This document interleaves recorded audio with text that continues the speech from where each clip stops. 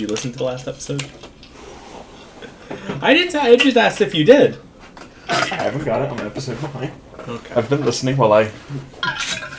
You can hear it, and it's only sometimes annoying. Sometimes it's not bad. Sometimes it is. I'm sorry. It's very noticeable, though. And apparently the Bears are getting a new stadium, too. Nice. No. Oh. I like having the oldest stadium in the league. Oh, alright. I don't know. I like new stadiums. Especially stadiums in the north part of the country getting roofs. Soldier Field isn't a dome stadium. Exactly.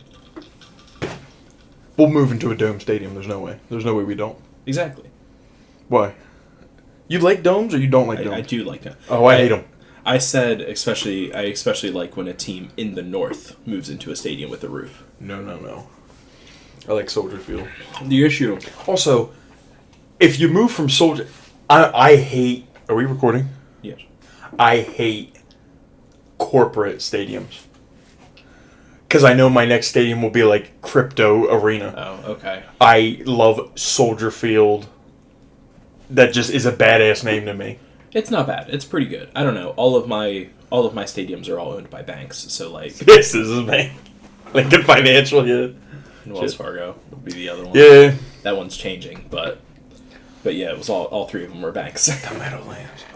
I like don't construe me. I like open top stadiums. Oh, they're so good. I think it just if I really had my way, they'd all have retractable roofs. Like the ones in Kansas City have the roof that can go across both of them, or neither of them, or either of them. Because I really like Citizens Bank Park being open air, but also fucking sucks when you get to a game at 6:45 and they rain delay you until 8:30. Like, yeah, I get it. I guess because football like rarely has rain delay. We just play. Yeah. In the shitty weather. That's what I like. I can't wait. Till football season's back. Yes, I need it back. Oh, what are we talking about first? I don't know. It's one of those episodes, bro. There's things to talk about, but there's nothing to talk about. There's plenty. I got plenty to talk about. There's plenty to talk about.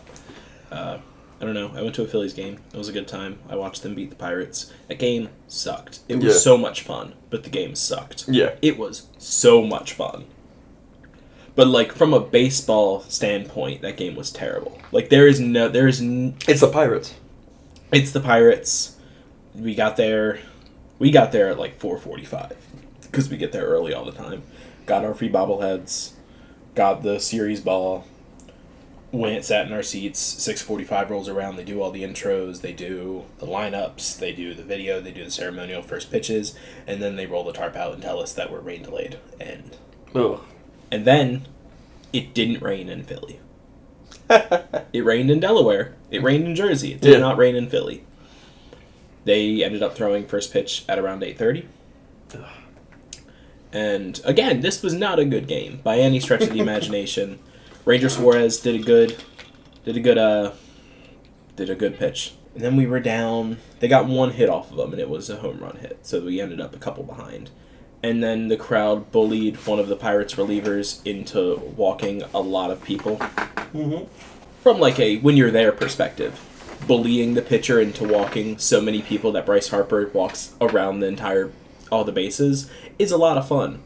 That's a terrible baseball game. Though. Yeah. Like, there's nothing. That sounds like a horrible watch. Yeah, like, if you're just sitting at home watching TV, I can't imagine how terrible this game was to watch. Especially because it started on delay, so it didn't end until, like, 11:30. Ugh. But in the stadium, it's a fun time because it's fun to bully a pitcher into walking someone. Yeah. There was a moment that was almost... Okay. There was a moment that was good, and there was a moment that was almost the greatest of all time, and then wasn't. Because the pitcher just walked him instead. Bryce Harper got his 1,000th RBI, which is cool. Cool to be there. I didn't know he was at that juncture, but he was, and then he crossed it, and it was cool. And Kyle Schwarber, at the point of the game, it was Friday night's game against the Pirates, Kyle Schwarber had hit 299 home runs. There was a moment, bases loaded, Schwarber up to bat, everyone stood and, like, gave him their energy. And then the pitcher just threw it in the dirt 4 times and walked him.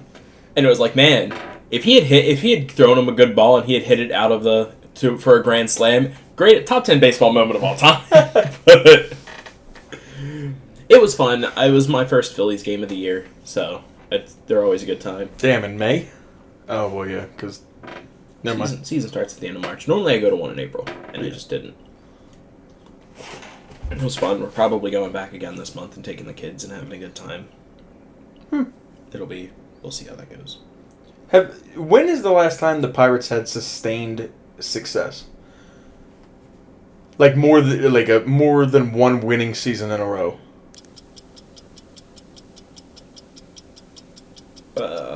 My only knowledge of the Pirates is that they've been trash for like 80 years, and only because I watched the movie 42. And they were horrible then, and I just assumed they had never been good after that. And then 42 is about Jackie Robinson. For those who don't know. And that was a very long time ago.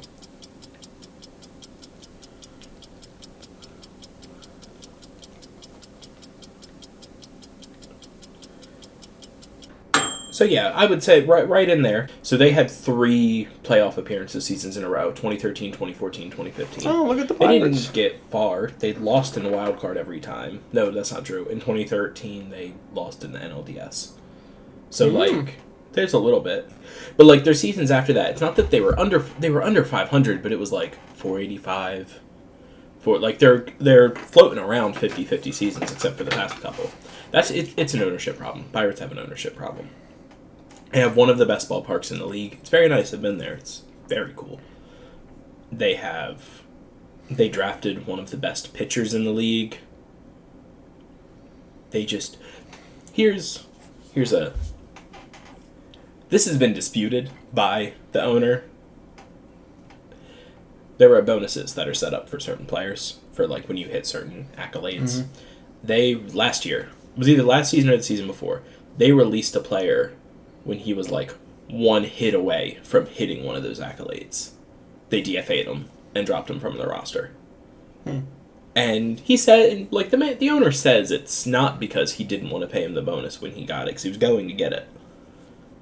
But like, that lines up. He doesn't want to pay money for players, and like that's why when Skeens hits arbitration, it's going to be a bloodbath between them to get him actually signed. And when he's MLB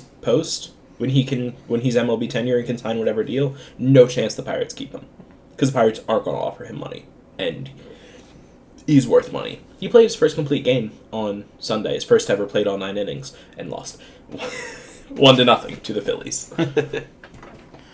Big schemes. And to make it matters even worse, he was not dueling one of our ace pitchers.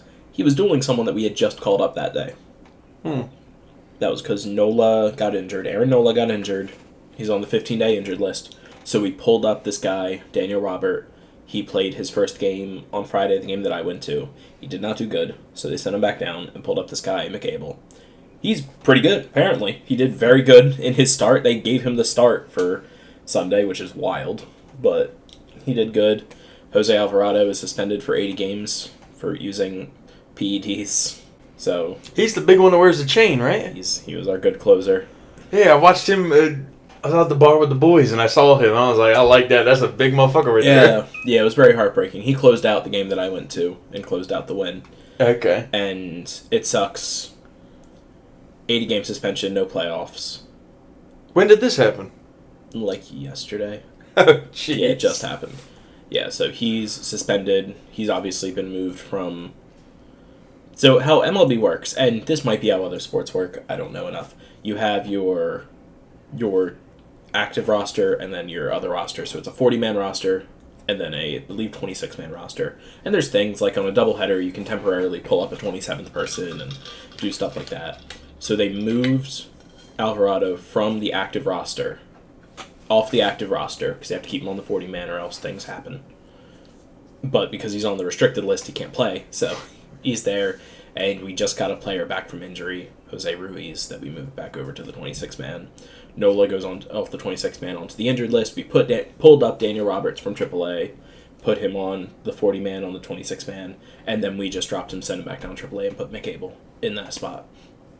Now, with minor league contracts, there's a certain amount of time that they can do that they can just pull you up and send you back down without actually keeping you on the 40-man roster before issues happen. Because if they don't, then they have to DFA you, and that means any team can come and take you. And if no team comes and take you, you can sign a minor league contract.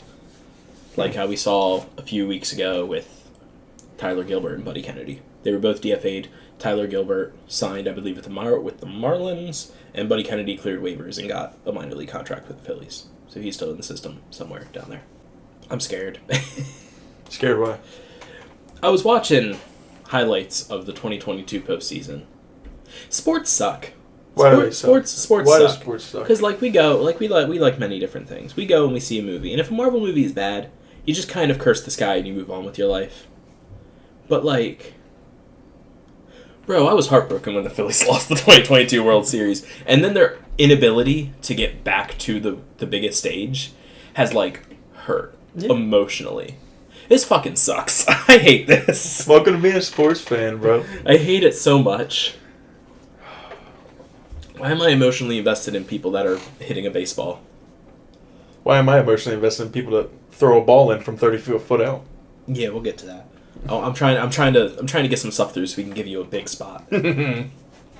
So, yeah, I just don't know.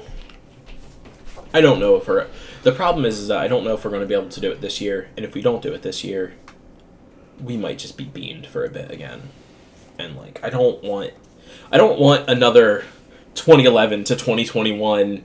We just suck. Like, I don't want this again. I don't want another 10-year stretch where we're bad. I want to be good again. You've got other teams in Philly that are good. By other, I mean one. They're great. I'm so happy they won the Super Bowl. It was a lot of fun. It's great. The Wings, Flyers, and Sixers are all bad. Yeah. Phillies are teetering on disaster. And I would the say Eagles are the best team in the league. Yeah, I would say that the Phillies are good. The issue is that our players are aging. That's teetering on disaster is perfect. This is going to sound wild. I think next year, 2026 season, and possibly 2027 season, I think we have winning records. Here's the problem. We play in the National League. And a winning record is not good enough. Yep. Not when the NL West are slaughtering every team they come across, except the bad ones. The Dodgers just got swept by the Angels. Fun fact. Yeah, exactly. Is Mike Trout playing, or is he broken? Injured. No, dude, Mike Trout doesn't play. Yeah, that's what I figured. He just sells merchandise. I feel like I shit on Mike Trout a lot. Everybody does. Okay. I get so upset. I get so upset if people shit on Mike Trout like that. It's like, come on, man. Injuries happen. Injuries aren't on him. Do you know why I shit on Mike Trout personally? It's not even because it's a little bit because of the injuries. It's all because of the injuries. No, he was drafted by the Angels. Yeah. So he had his thing where he had to be on the Angels for a certain amount of time. He then signs with the Angels. Like, all you've done is tell me that it is only about the money and not about... Because the Angels were not going to... They weren't going to do anything. It's like, Ohtani... That's the thing. Here's the difference between, like, taking the money and going to the Angels or taking the money and going to the Dodgers. I don't like the Dodgers. I hate the Dodgers more than I hate the Angels. But one of those teams is probably going to go to the World Series, and the other one is probably not making the playoffs. So, like, why take the money with the Angels when they offer you that big 10-year contract? I don't know what to tell you, man. Because I'm sure other teams were interested. Like, you can't tell me that... Like, it was the biggest... Even the one that the Angels gave him was, like, the biggest contract of the time. So it's, like... It's been passed by, like, Ohtani and stuff like that. But, like, it's still, I think, a top 5 baseball contract. And it's like, why would you not... Was no one offering anything better? Did you think it was going to get better? And then he gets injured, which is funny. But, like, that's not in the control. Funny. Yeah, but that's not, like, in his control of, like, when he's not plotting out the contract and being like, oh, yeah, I'm going to be injured for all of this shit. Like, I don't know. I'm a Mike Trout defender. There's some things I can defend and there's some things I can't defend. I stand by that he's overrated, but that's not the point. It's hard to... I don't know, man. There's a lot of people that I think just in general are overrated. I think Aaron Judge is overrated too. I think if Aaron Judge, Aaron Judge is playing the wrong sport. I think if Aaron Judge played for any other team, he would not be as immensely popular or as called as he is. I think he's still a star player. Aaron Judge is still a good player. He's still a star player. You put him on any other team and he's that team's star player. But because he's on the Yankees, he's... Yeah, but that happens with everybody. Sure. It happened with Juan Soto so hard the Mets offered him the biggest contract in MLB history. And then he proceeded to do bullshit. Oh, Juan Soto is so overrated. He's hella overrated. He's not worth his contract. But it's the Mets paying him, so it's okay. I know a couple. I know one guy who's really worth his... Overplaying his contract, even. Are you trying to transition me? No! Wait your turn! Shout out to... This is my transition. Shout out to AEW for their merch department for this shirt. Yeah, you talked about that shirt a while ago. Here's something that I realized. I don't know how often you look at powder blue merch. For the curious, it's an AEW Philadelphia shirt that is powder blue and maroon like the Phillies throwbacks. Let's see the example. It ends up a lot like my bootlegged Brewers jersey. It's always off by a color. Off by a shade. But and I'll grab my powder blue jersey. He's left me with the mic. I can do whatever I want. Everybody's coming back. I'm going back. Hold on. It matches perfectly. Yeah. So, shout out to them for getting the colors right. Also find it 100% hilarious that WWE comes to Philly and they do the red, white, and blue Phillies colors. And, that's a good shirt. I have that one, too. And then AEW comes and they're like, well, we know they like the powder blue more, so we're going to do that one. AEW announced some residencies. Residencies are awesome. I saw that. There's one in Chicago and one in Philadelphia. Mm-hmm. I forget where Chicago's was, but they'll be there for 3 weeks in July, I believe right after All In. And they'll be in Philadelphia at the 2300 Arena at the beginning of September. 3 weeks again with an ROH PLE pay-per-view. I've been brainwashed by the Fed. Yeah, residencies are cool. They helped AEW tremendously when they did one in Texas last year. With low ticket prices and an easy-to-get-to arena and multiple weeks, you can build short stories throughout the weeks that some people will come back, kind of mark in their calendars. So it's really cool. It's something that WWE doesn't do because they're kind of too big to do it now. They could, I'm sure, sign a deal and get a residency somewhere for a month, but it just isn't worth it it is with AEW. But also, another company at the 2300 Arena is always a good time. So, add another stone to my gauntlet. I don't have any AEW matches this week because Collision was cut off to play Black Adam, which is hilarious. It's so funny. There was a technical difficulty at TNT, and they accidentally cut Collision off 30 minutes before it was supposed to go off air, and the thing they had next was The Rock's superhero movie. That's so funny. It's absurdly hilarious. But again, Tony Khan is at least on things. He popped up and was just like, hey, there were some technical difficulties. Collision will be re-airing at 11, and at that time, the entire replay will go up on Max, so you guys can catch it then. TNT did a fix. I don't know how that happens, but that's on TNT and not on AEW because it was a taped show, so it's nothing to do with the live feed. Oh, there goes Winter, kicking his feet. We have Jersey news. The Boston Red Sox have their new City Connects. Back on the City Connects trains we are. That's just where we're at. I love their new City Connects, too. It is. You can very quickly see what it's supposed to be. Mm-hmm. I like them. I like the Green Monster style. Oh. Did you not realize that that's what it was supposed to be? No, I thought it was something different. Okay. I just thought it was Celtics. No, it's supposed to be the Green Monster. It's the same shade as the wall. All of the letters and the numbering and everything is the same font as what's up there. They're cool. They're what I want out of City Connects than I think a lot of the City Connects are. I think the White Sox Bulls are cool, I guess. They're really cool. It's all right. At least we're doing something. The original Boston ones were Boston Marathon themed, but I feel like no one realized that's what they were. And it's the Philly ones are so weird. And it's well, it's the city flag. And I was just How is it, though? Like, it is, but, like, how? Because it gradients itself into a darker blue that's not part of the flag. The seal is nowhere. I like the connection with the Love Park, because they do stuff with the Love Park on the arm, and, like, that's cool. I just want a better Phillies one. And I think Red Sox taking it from the history of their ballpark is really cool. Yeah. So, I looked at getting one of those made, but I have to find a good seller. Because I'm not paying $150 for one. Oof. Yeah. I'm not paying $150 for a jersey that is not from Philadelphia. Unless it's from Seattle. Yeah. I don't know if there's any other jersey news on your end. No. Alright. Yeah, like, we're doing good. We are currently, as far as our standings are concerned, in playoff contention. We're not sitting at the top of our league, or top of our division, sadly. How many games back are you? 0.5. Oh. Yeah, we're not far behind. Okay, then yeah. You're definitely in playoff contention. Yeah.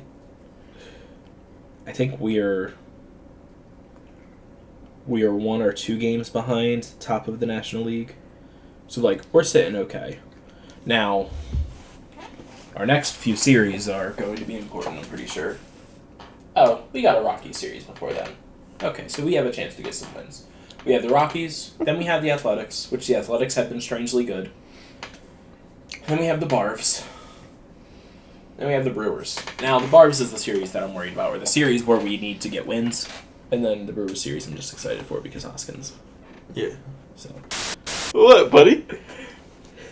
We're only at a half hour. We need other stuff to fill it before I let you talk about that. So much stuff! Boy! Is there anything that's not about that? I'm pulling up the Stanley Cup playoff stuff now, but is there anything that's not about that? Well, other than the other thing I put on the docket, I don't really have much. Okay. Well, oh, I do! We, can I pivot to big, mean lizard news? yes, we can. Okay. I can do the Stanley Cup playoffs right before you do that. Okay. So go now. Can I go now? Yeah, about the big green lizard. Yes. So, American and Japanese Godzilla both gave us sneak peeks or trailers of their next movies. I'll start with the one that I care the least about, the American Godzilla. We got Godzilla X Kong Supernova. So I originally didn't care about this. Not because I don't like the movies, it's just... I don't want to say they're getting old, but they're very popcorny. They're very heavy action, not much of a meaning behind them, which I don't care for as much, but I can still find the fun. Like, one of my favorite theater experiences was seeing Godzilla X Kong, The New Empire, last year. That was a lot of fun. I went with my dad, and it was just batshit crazy, and I had fun. Now, Supernova is cool because my only complaint with the last movie, other than it just not being the kind of Godzilla I like, is that I think I'm tired of the legendary verse monsters. Them coming up with their own monsters. Like, alright, let's spend the money. Like, these movies make you enough money. Let's go to Toho and buy the rights of some of these. Like, I understand King of the Monsters didn't do that well. And that's why we went on the long hiatus that we did. But that movie was just trash. Like, the story was the worst you've ever had. And the only thing that got people in the theater was the classic monsters. So now that you've slightly rectified, not slightly, you have rectified that decision with alright story, you can give us the classic monsters again. Supernova makes me think space. Yeah. They've dropped a bunch of little tidbits about space in the movies and in that trailer. There, I think, are 5 Toho Kaiju from space. I'm going to go in order of the ones I don't want first, and then the ones I want the most last. Hedorah is one, from one of my least favorite movies in the 70s. The movie sucks. It is horrible. It's like borderline unwatchable. I really don't like it. But the monster is cool. He's just a pollution sludge monster from outer space. That is it. Now this is going to sound crazy. Do I feel this way? Next is Gigan, which is like really super important and one of the biggest kaiju in Godzilla history.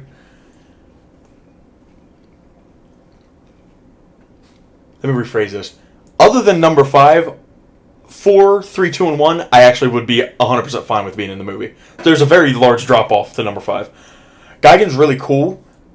I think it's just the fact that I want the other 3 more. Just because I think they're cooler in design. And that's simple as that. But Gigan's also super cool. He has knife hands. He has a circular saw blade in his stomach. He has laser eye. Gigan Rex is cool from the Toho short film. Whatever they do, it would probably be cool. But Gigan's probably my least favorite one. Then there's Orga. Orga, I think, is really, really cool. He, ate Godzilla in his movie, but got exploded. Orga's always been one of my favorites because he was one of my favorites to use in the video games. Yeah. He is the GOAT. I love him. So he's a goat monster? No. I don't even know how to... a hunchback. He's got big-ass hands. He walks around like knuckle dragger. He's just cool. If you look up Orga, he's just cool. He was in... His first movie is Godzilla 2000 from 1999. I really like that movie. It's one of the first times that we really get into Godzilla's science. We dive into G cells and how Godzilla just continues to move and it never really looks like he's hurt because he regenerates, and we really get into the science of Godzilla, which I really like. When we don't have a serious movie, if you get into that stuff, I'm in. When Godzilla goes really sci-fi, I'm really messing with it. Then 4 is Mecha King Ghidorah. So we've already had King Ghidorah. One of his heads got ripped off. Mecha King Ghidorah's thing is that it's just robot built on top of King Ghidorah, and one of his heads is completely robot. He's in one Godzilla movie for about 15 minutes because he beats King Ghidorah and then he comes back as this mecha version. I don't think anybody else probably wants that. Maybe they do. I just am really partial to that design of that monster. I think it'd be really cool. Plus, he's already been in the movie, so it wouldn't be that hard to get the rights back. And then number 1 is Space Godzilla. I want Space Godzilla so bad. My only worry is that they would take Legendary's Godzilla and make him look like Space Godzilla. Not to say I don't like the Legendary versus Godzilla design. I do. But I don't want Space Godzilla to be Legendary vs. Godzilla with Space Godzilla elements on it. Space Godzilla has huge crystals on his shoulders, and his mouth is different. The way his mouth is because of Biolante, which I would love if somehow we integrated that. Basically, Godzilla and Biolante's cells got shot off into space, and they mixed in a black hole, and out came Space Godzilla. And that's why Space Godzilla looks like that. Now, I don't want Legendary Godzilla with crystals on his arms. That's what I don't want. So, hopefully that's not the case.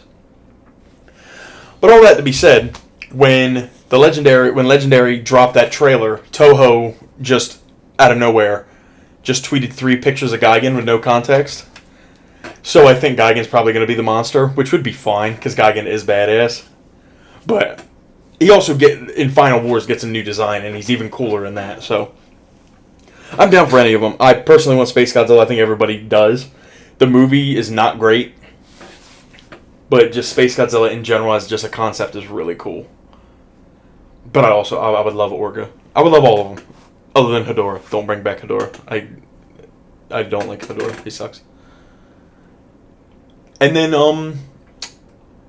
the Japanese Godzilla news is that they dropped a trailer for what the new Godzilla is going to look like in the Godzilla -1 sequel. And he glows green instead of blue or purple or red. I cannot think... in movie form, I can't think of Godzilla ever glowing green. I do believe it's happened in the comics. But I'm not going to... The comics and I think in the graphic novels. But I'm not going to act like I really know because I haven't read all of those. But I'm sure it has happened. So, and Godzilla looks a little bit different. I think it's gonna be fun, man. I'm excited. It wasn't much. They just kind of showed his back glowing green and his mouth glowing green, and he screamed, and It just looks really sick. Yeah, I'm trying to find it because I want to see it because I never looked it up after you told me. Yeah. But yeah, that's the angry green lizard news.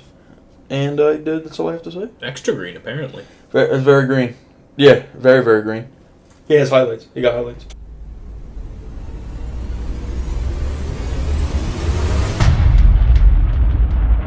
So I remember messaging you months ago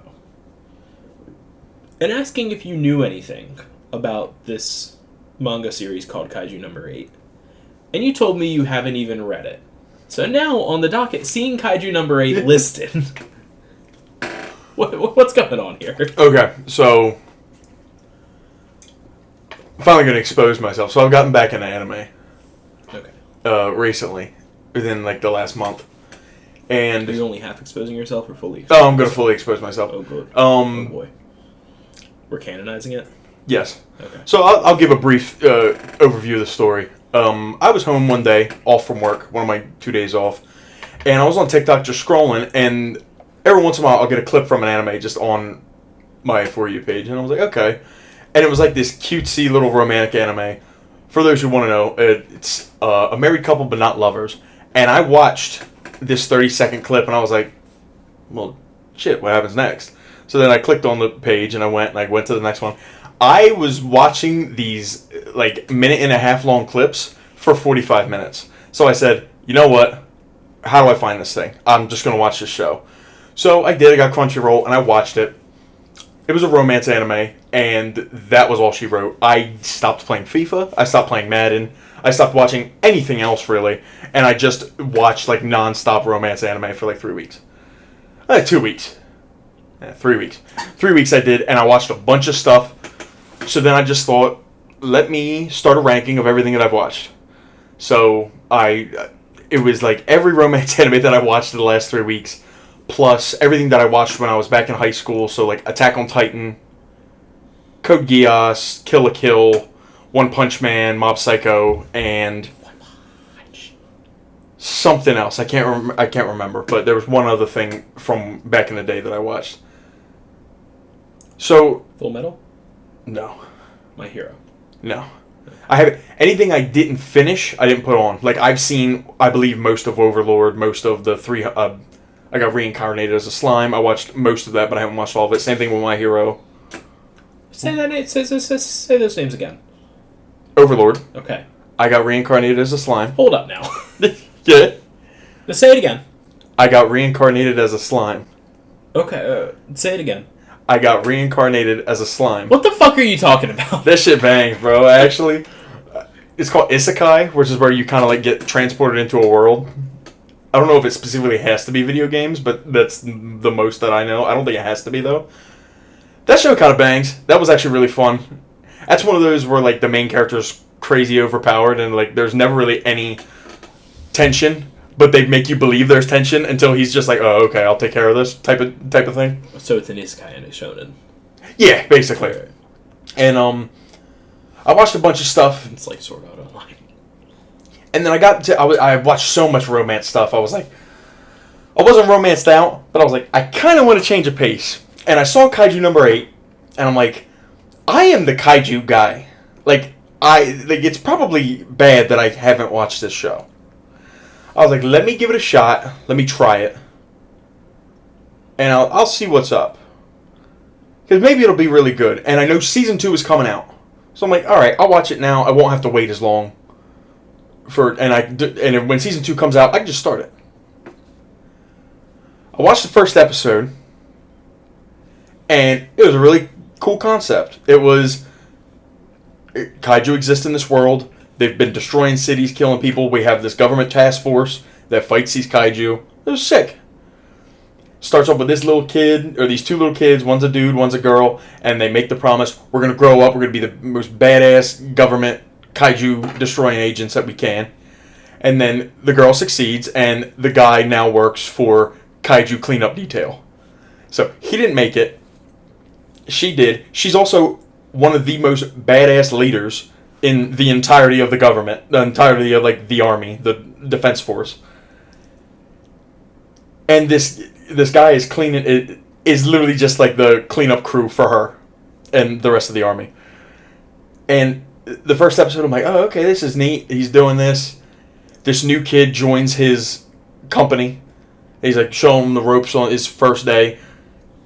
They're cleaning, and then a kaiju pops up, and he saves the kid, tells the kid to run. The kid comes back, saves him, whatever. They both end up in the hospital. I'm like, when am I going to see him? Like, because I know that there's a guy who turns into a kaiju. I'm like, when are we going to see that? And then I'm like, they have this happy ending, and then there's genuinely shook me. Like, I had goosebumps, and I was like scared.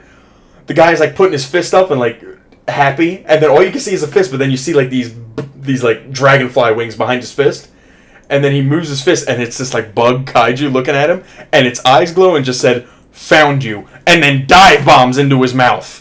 I'm like, what? And he's shaking, and then the guy next to him in the hospital, this kid that he's trained on the cleaning force or whatever, pulls back the curtain.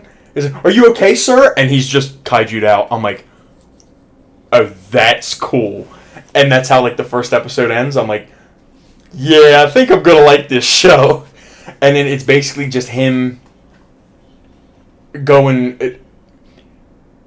Basically, he wants to be in the Defense Force, right? But he gave up because he aged out eventually. You can only be so old. When this kid shows up, he's like, my goal is to be in the Defense Force, but he's doing this part-time job. We come to find out he's doing that part-time job because there's the physical part of the entrance exam, and then there's aptitude, which like the last 2 years it's been Kaiju cleaner detail, literally his job. And he showed up. He's like, I'm gonna work this job so I know how to, and I'll do well in that part of the test. He tells the guy, our main character, by the way, they moved the max age to 33. Our main character's 32. It seemed like you really hated that you had to give up on that. I want you to try again. Do it with me. So they end up working together and doing it together. And they become like the best of friends, and it's one of my favorite relationships in anime. It's adorable. It's adorable, but like also like, hell yeah, brother. Like, it just makes me feel good. Yeah. Oh my god, this show is so good. And they go through the entrance exam or whatever, and there's... Oh my god, I met this one character. I could not stand her. I wanted to kick her in the face. But she's like... Here's my problem with certain anime tropes. I hate when the prodigy character, who is miles ahead of everybody else, who just has all this natural talent, isn't a leader. I hate when they're arrogant.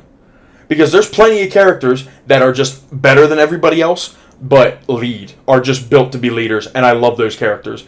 I do not like them when they're arrogant. It pisses me off. Because it's just... I don't know. If you're the best player, you should be leading the team. That's all. I think that's a sports thing for me. Yeah. And they immediately turn her into that character. I'm like, oh god, I can't stand you. And then over the show, I completely warm up to her. She's great. But like the first episode she gets introduced, I'm like, oh, you suck, and I hate you. And then every time something failed for her, I was like, thank God, I hope you die. And then I immediately regretted it because she is actually adorable and she's great. And we just keep going, and then he ends up making it onto the Force as a cadet, gets upgraded to officer, because he's not strong. They have these suits that are made from like kaiju stuff that like make them like superhuman, make them like super strong, and their weapons stronger and all this stuff. Makes the Force as a cadet because he used his brain and his job to like be able to dissect the kaiju, know their weak points, know where their cores are, stuff like that. And he makes it basically purely for his brains and his tenacity. And now he battles with the fact of like, I have this kaiju in me. I don't use the power, because he can't use the power because he has to transform. So it's not like he just is always strong. If he's not in kaiju form, he's regular old Kafka. But he can transform like his feet, and then he can like go super fast, or transform an arm, be super strong, something like that, right? So he doesn't ever use it. He's battling with like, do I just tell him? Do I just tell the Defense Force and work for them or whatever? And then he keeps getting to like, other people are like, no, they'll probably just kill you because they just think you're a kaiju. Then we had the problem that there's other humanoid kaiju, which we haven't seen before. And every other one we've met has been evil and tried to kill everybody. And it's just been... That show is just amazing. I have a couple of problems and I don't know if it's with the show or just anime in general. Anime does a lot of like wheel turning, and just like not wheels, spinning the tires. There's a lot of we stay on something a little bit too long, but I think that is just anime in general, not just this show. And the final episode is so good because basically there's a humanoid kaiju who bum rushes their base, attacks their base in a coordinated attack. They kill him, because his friend from childhood, kills the kaiju, but he had control over all these wyvern kaijus. They're like birds, like dragon birds, right? And they like make a bomb. They can blow their bodies up, and they all form together to basically make this nuke. And he was just about to transform to fight the human kaiju, but his friend showed up, and she ended up killing it. So he didn't transform. He's like, I'm gonna have to just get exposed. Then this bomb comes along, and everybody's like, well, I guess it's over for us. We're just gonna buckle down. Like they basically accepted they're gonna die. And then Kafka just takes off, and he transforms, and he punches the bomb into orbit. Not orbit, but up into the sky, and he saves everybody. And then they arrest him. And the last 2 episodes is basically a government political drama of what to do with this guy. And basically, the girl who I hated, who I've now completely turned around on, she's like one of my favorite characters. Her dad runs everything. And they hate kaiju. They both the girl and him hated kaiju. Well, the dad still does. She still does, but like our main character. The wife got killed by a kaiju. That's why they hate him. And he's like, no matter what, I'm killing this guy. There is no future where this guy is going to live. He is a kaiju. I'm going to kill him. Like, she comes to plead for his life because he's been good. He's been a good officer. He saved people. He saves the girl's life in the entrance exam in the beginning of the show. The girl's a prodigy. She has like 56% control over the suits. The higher percent, the stronger you can be, right? And they said most people start around like anywhere from like 5 to 10. And the class that they were in, their like introductory class, their unit, there was a bunch of people at like 15, 18, 20. These were all some of the best recruits across the nation who got in this class. Kafka was at 0. Our main character was at 0. She started, I want to say it was 48 or 46. So and they say most future, like even soldiers, all they make is they hit the wall at like 30%, and they never get past that, and they never become captains or commanders or anything like that. She started already at like captain percentage, like commander percentage, and she continues to get better and better and better. She wipes the floor in the entrance exam, like basically kills almost everything. None of the they have to go into this because it's not kaiju cleanup detail this year. This is the aptitude one. They actually just had to go and kill kaiju, and nobody got hurt. Kafka gets hurt, but he doesn't die. Nobody dies. And she's killing everything. She kills. They have one big kaiju, and she kills that one. Then the humanoid kaiju shows up and resurrects every kaiju that got killed, and they come back stronger. She basically loses, gets her ass beat, and then Kafka transforms and saves her. The vice captain, which is the best friend from when he was a child, like second buddy, kind of starts putting it together that there's something off with Kafka, which is one of the reasons why Kafka failed the physical proportion. He was like 215 out of 227 of all the people. But the vice captain was like, I want him on my squad. He'll be my responsibility. He picked him out, right? He's kind of like, there's something up with him, but I don't know what it is. Yeah. When she goes to her dad and is like, he saved us. He saved me. Blah, blah, blah. I knew about this.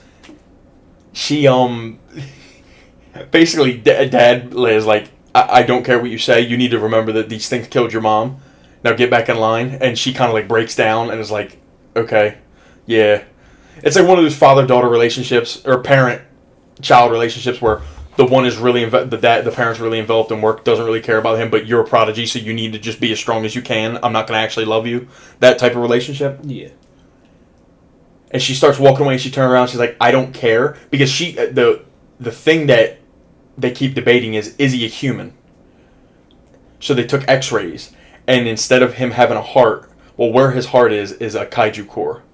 But it's like kind of a kaiju core that kind of looks like a heart. And they're like, he's a kaiju. And he shows her the x-ray, like, he's not a human. I don't care what you say, he's not. And she kind of, like, that fucks with her, because she's like, well, he's a human to me. He saved me. He's never hurt us. So she walks away and then turns around and still defends him, like, you gotta... So instead of them just killing him, the next scene it cuts that the main general comes down. And up to this point, the strongest soldier we ever saw was 96%, and that's his friend from childhood. After that was the vice captain at 92%. And then after that was our girl, who I think at one point in the show gets to 56 or 55. The main guy who runs the army, which is the dad of the prodigy girl, is like, you're not a human, you're a kaiju. He keeps calling him Kaiju number 8, and Kafka keeps saying my name is Kafka Minimo, or Hinimo, whatever his name was. I can't remember his last name. And he just keeps saying that, and he's like, you're gonna have to show me, like, not even like you're gonna have to show me, like, he's like, I'm here to exterminate you and get rid of you. And he starts fighting, and he's got these gauntlets. When you become like a captain or high level, they make like specialty weapons for you. And apparently his gauntlets were made from, there's only, up until him, there was only 7 named kaiju. And they, kaiju number 1, his gauntlets are made from kaiju number 2, who like was apparently crazy strong. So he starts fighting Kafka, and Kafka won't fully transform because he wants to show I'm still a human. So he's like defending, and then eventually the guy beats the shit out. The guy is at 99%, by the way. He beats the shit out of him so bad. Eventually, the kaiju inside of him, the one that we saw in the first episode, takes over. And kaiju number 8's eyes go red, and he finally hulks out to the massive version, not just the little human version, and he starts dog walking this soldier, like absolutely beating the shit out of him. And it is some of the best shit I've ever seen. He is going absolutely crazy. It's some of the best, like, the fight was badass. And Kafka's still awake inside, trying to fight and be like, no, I'm a human, trying not, because now even the soldier knows, the dad is like, okay, so this is kaiju number 8. He knows in his head that there's a difference because of just the way they were fighting and stuff like that. And he's about to die, and then Kafka finally fights back and gets control. And instead of punching, like, and killing the guy, he takes control and punches himself and almost kills himself. Punches himself right in his core. And he's like, and then he wakes back up, and the helmet comes off, not the helmet, but like the head of the kaiju comes off, and he's like, my name is Kafka, and then he passes out. And that was enough to convince the, the guy who runs everything. He's like, I'm not going to kill him, but he's going to be our weapon. And then Kafka, like, wakes up, and the guy explains everything to him. He's like, I know you still think I'm a kaiju and you want to use me as a weapon. I'm going to make you respect me as an officer of the JDF or whatever they're called. I can't remember I'm thinking Godzilla, but of the Defense Force. And you're just going to have to deal with it, basically. Kind of like, Kafka kind of puts his nuts on the table, like, yeah, you're going to have to deal with it. And I am so ready for this next season. My issues, I kind of wish we would have gotten there a little faster. Because I would have loved to seen just him. I don't want to say there was a lack of him being kaiju number 8. Because there really wasn't. We got a lot of stuff. But it reminds me a lot of the first season of Attack on Titan. Where, I don't want to say it drags. Because I really don't think Attack on Titan drags ever. It is my greatest anime of all time. I didn't say that, but it's on my list. It's number 1. I think it's the greatest anime I've ever seen. It reminds me when the government first finds out that Eren is a Titan. And we get that long, drawn out, like, it takes a while for us to see Eren kind of really do anything. it kind of had a feeling like that, but getting to see him kind of go crazy on and have this big bad fight with the guy who runs the military was really cool. I wish we could have just seen him kind of do that with another big kaiju, but they kind of gave us that earlier on in the season, but I just want more. It was only 12 episodes, and I think I don't dislike the show for this. I think it's that I am just craving so much more that it's making me hold it against it. All that being said, that show was really, really good.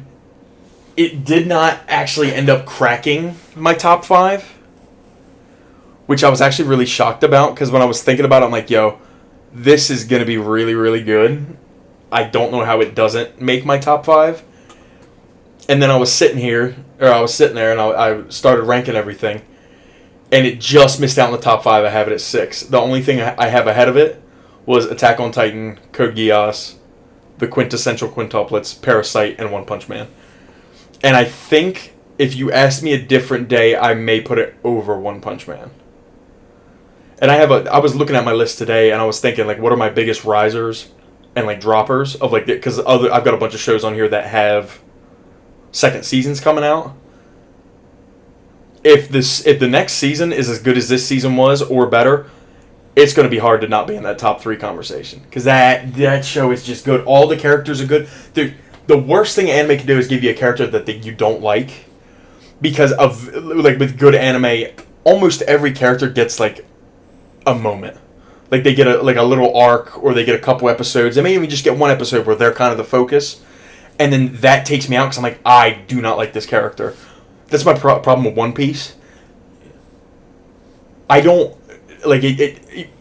I don't like Nami. I think Nami's a bad character in the beginning of One Piece, because her decision making doesn't make any sense to me personally. And then we just got an entire arc about her, and I'm like, I really just still don't like you. Like, they give me the reasoning why she did. I'm like, yeah, that's still not good enough for me. And it's kind of why I never got past the first bit of One Piece, because it's like, the characters you gave me, I like some of them, but I don't care for all of them. There's not a character in that show I don't love. There's a side story of these two oh my gosh, it's so good. So, I told you about their unit, right? How it's made of, like, prodigies. There's these two that basically thought, I'm going to be number 1 in the class. And then that girl shows up, and she's, like, leagues ahead of them. And it kind of turns into them being like, they don't say that. The one says this, he's like, well, I can't be number 1, but nobody's going to beat me at number 2. I will be 2.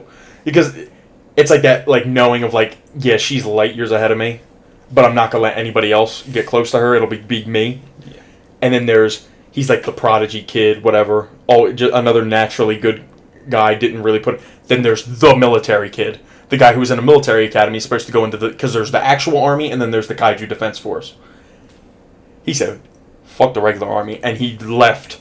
He was going to be like a high general in the regular army, and he went to the Defense Force and just put himself through. And he's like he was physically the best guy. He got number 1 in the physical test, and the watching them go from, like, rivalry in the first couple of episodes to, like, now they're, like, thick as thieves, and they're, like, the boys, was so good. That, like, that relationship, all the other side characters are really cool. There's a character that hangs around with the kid that worked with our main character. Their relationship is so good. They get a real good moment halfway through the season with Kaiju number 9, which is an evil kaiju. That was really cool. And maybe other than that one complaint that I guess really probably isn't a complaint, it's kind of just I want more. And I think now really thinking about it, that's what I want. This show needs a little of Attack on Titan. And not just because when we just continue to kill 1,000 kaiju an episode, not to say that it gets rid of the weight of the kaiju, like they're not that strong. I still don't feel that way, but the problem is the show makes a point to tell you, I think they tell you 5 different times, don't get too friendly with the people you work with in this business. Because it basically saying people die. We went through the whole first season and nobody died. That shouldn't have happened. Yeah. Got a couple people close, but nobody died. We need to get a little Attack on Titan here. We need to just kill some characters. Like there are characters I really like. If they killed him, I would get it. Yeah. Anyway, I think it would do a lot for the story. Like, there was a moment where I thought the kid that worked with our main character was going to die. I'm like, this is going to be sick. I don't want him to die, but how that would affect all our other characters, I think would really do well. But it didn't happen. And nobody's died. If we go through the whole second season and nobody dies, or there's one death, I think that's going to end up being a bigger problem for me. Because you can't tell me that these kaiju that just...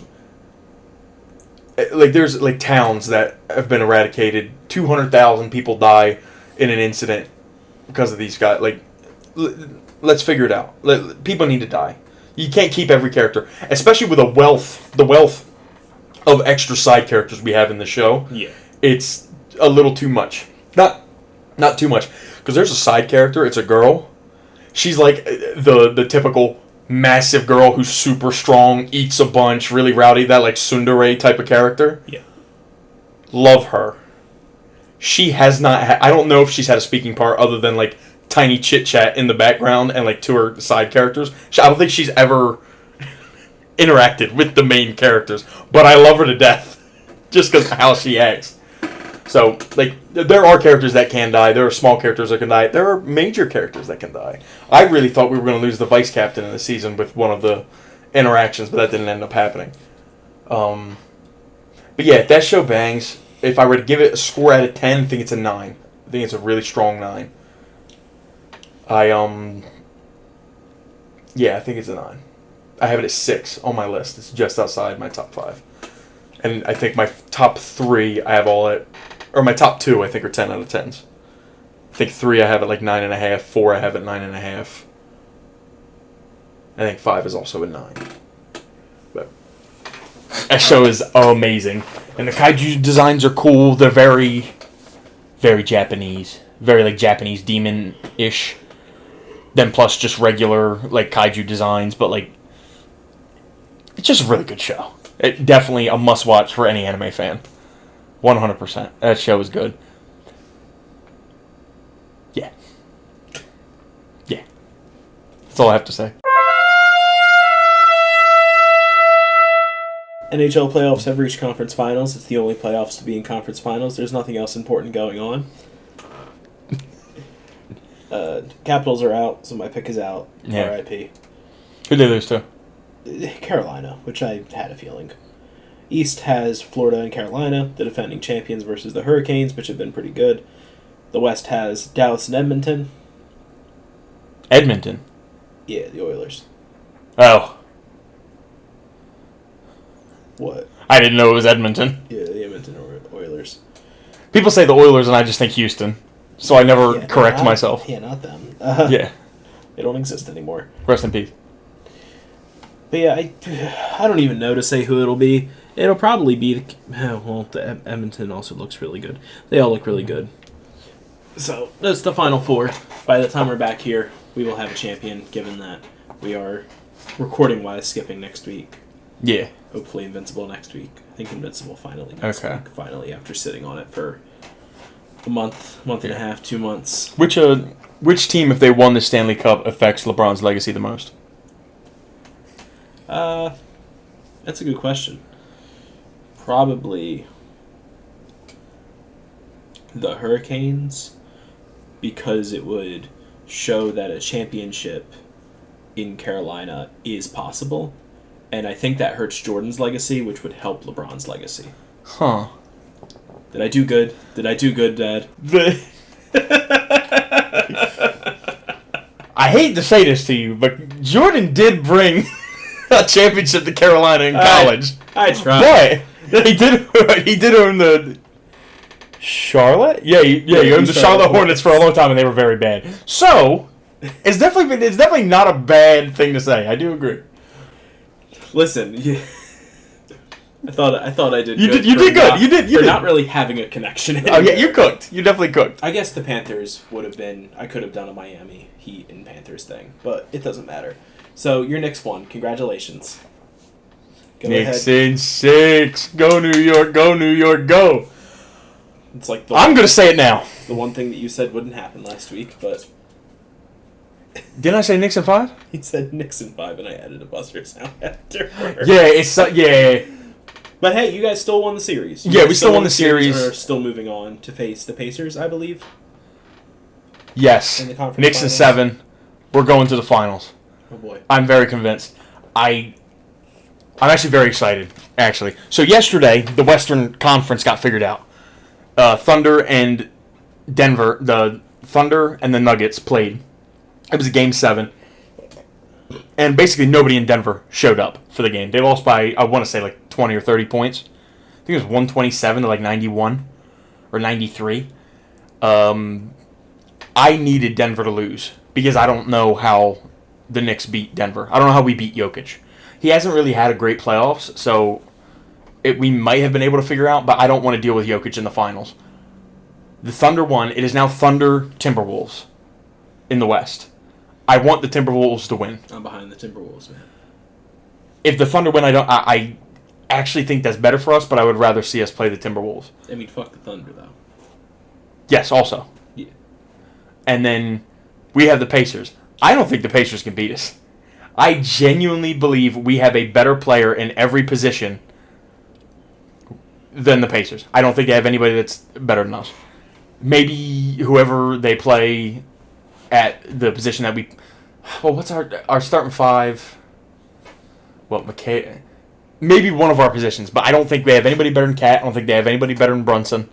I don't think they have anybody better than OG. They might have somebody better than OG. I don't know. I'm very confident. I say in 7, we are the home team. It is home field advantage. So if it goes to a Game 7, we play in New York. I love the Knicks. They have played amazing. We had 4 of our starters drop 20-plus points in that Game 6 against the Celtics. Bro, I'm so excited. This is the first time in my life I've seen my team make a conference finals. Because the last time they did, it was when I was born. We went to the finals against the Spurs. Hence why I have the Ewing jersey on. It was his last team. Well, not last team, but his last successful team. I'm excited to watch. Our first game is tomorrow night. I believe. I think it's Tuesday. It's either Tuesday or Wednesday. Is the first game of the conference finals, and I don't think the Pacers really have anything for us. I really don't. Now I could be painfully wrong. I am also saying in 7, so it may not sound like I'm super confident, but I really am. I wouldn't be shocked if we won it in 5, but I think in 7 is probably how it's going to go, and I think we'll win it in New York. And then I get to see my team in the finals against hopefully the Timberwolves. I want to see that. If that happens, the Karl Anthony Towns Julius Randle trade is the greatest trade in sports history, without a doubt. The fact that they traded for each other and then both those teams made the finals is the greatest trade in sports history. And maybe you don't want to say it. Maybe it would be the greatest win-win trade in sports history. I just think it's the greatest trade. If both teams are successful after the trade, I just think that makes a good trade, and I think that just makes it a better trade. I don't know. I couldn't tell you another trade in sports where that happened, where both teams were successful after they traded a player. I'm thinking bro, I'm over the moon. I'm so excited. I bought my Captain Clutch shirt for Jalen Brunson and wore it to work. Is it a good shirt? Did they do right by you? Oh, bro, it's like Captain Crunch, but but the quality of the shirt. Oh no, the quality ain't great, but it still looks good. It still looks good. It's completely pressed on, but God, does it look good. Well, hopefully they go on to the finals and you get to see your team in the finals, and then you get to feel the absolute heartbreak in watching them choke and lose, like I've had to for many, many years. But also maybe they'll win.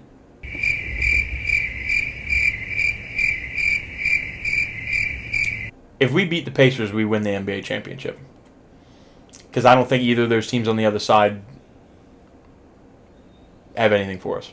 Yeah, I said the same thing. I think Cat will be able to eliminate Gobert if the Timberwolves make it.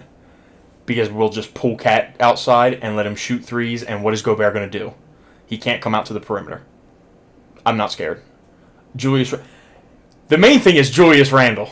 Because if he wants revenge for getting traded to the Timberwolves from the Knicks, I don't know. I would also love to see Cat just go in and ball. Because he got so much crap in Minnesota for years.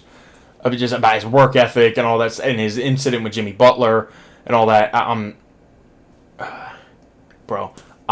so hyped. I've never felt like I'm the best team in the playoffs ever in my entire life. And I genuinely believe we're the best team in the playoffs. Yeah. It's a great feeling to feel that. Every loss hurts more when you actually... Yeah, I know. But, bro, I hate the type of fan I am. I'm a rational sports fan. Yeah. I hate it. I wish I could be delusional. I wish I could believe every year that we're going to win the chip. But every year I look around, I'm like, yeah, we can't really beat that team. We might be able to beat that team. Now I'm just like, I'm bought in. Because I genuinely believe we're the best team in the playoffs. I really do. And maybe I'm just underselling the Thunder. Because the Thunder are the number 1 seed in the West. Yeah, but fuck the Thunder. Yeah. Like, I'm not scared of SGA. I'm really not. Which is probably crazy to say, but I'm not scared of SGA. And maybe they make the finals, and then maybe we do, and he dog walks me. But I don't know. Anybody who shares the last name of a lion from Madagascar, I'm not scared. I wasn't ready for that joke. The world wasn't. Our next recording that night could possibly be Game 7 for Knicks Pacers. That'll be the last game before... We'll know one team that's in the finals. Possibly 2 if the Knicks win on... Oh my gosh, that would be the perfect end to my 10-day working in a row. The Knicks win in 6 in India. Oh my gosh, you don't know how bad I want that. I love winning series in the opponent's house. I wanted to win that Game 5 in Boston and celebrate on Lucky, stomp on his face so bad. By the way, why the Celtics suck? I hate that franchise. Oh God, I hate the Celtics. I just hate them. I hate them. I'm so happy we beat them. We may not even know by then. Hey, we may not. Will, but we may not. Yeah. Anywho, this is about the correct length for an episode. You wanna lead us out, pal? We don't have an outro. I just cut the recording. Do you really? Yeah.